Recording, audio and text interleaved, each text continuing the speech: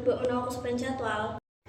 Laras, prayogi menawi panjenengan boten ngendika kados mekaten, kita kedah ngajeni dhateng guru. Laras, unggah-ungguh kita minangka siswa punika ngajeni dhateng guru, senadyan panjenengan durung rawuh.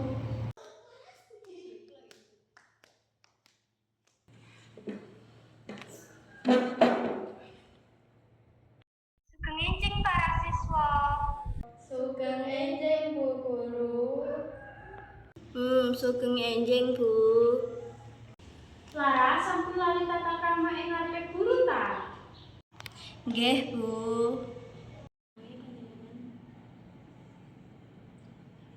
Laras, monggo panjenengan wangsulana pitakonan punika.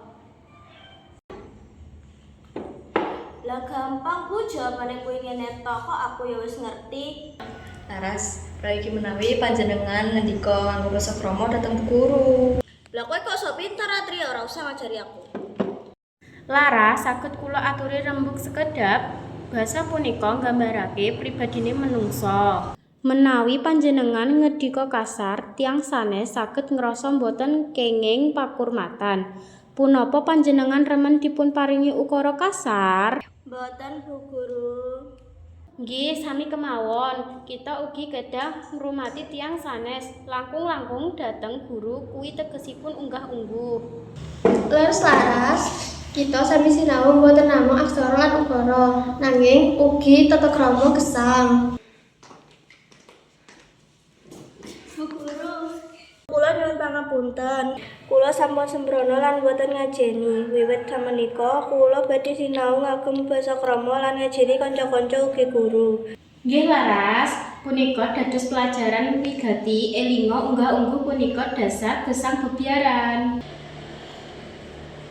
Alhamdulillah, kanca kula sampun saged mangertos. Mugi kita sami jaga tata krama awitipun kepada manungsa.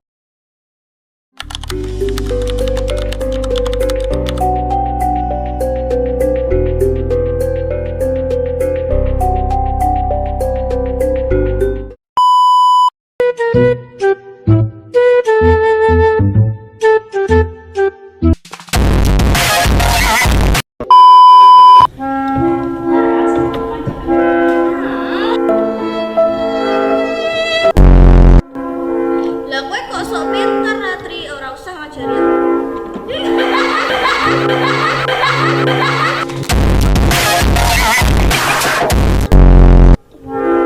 Mugi kita sami jaga tata krama.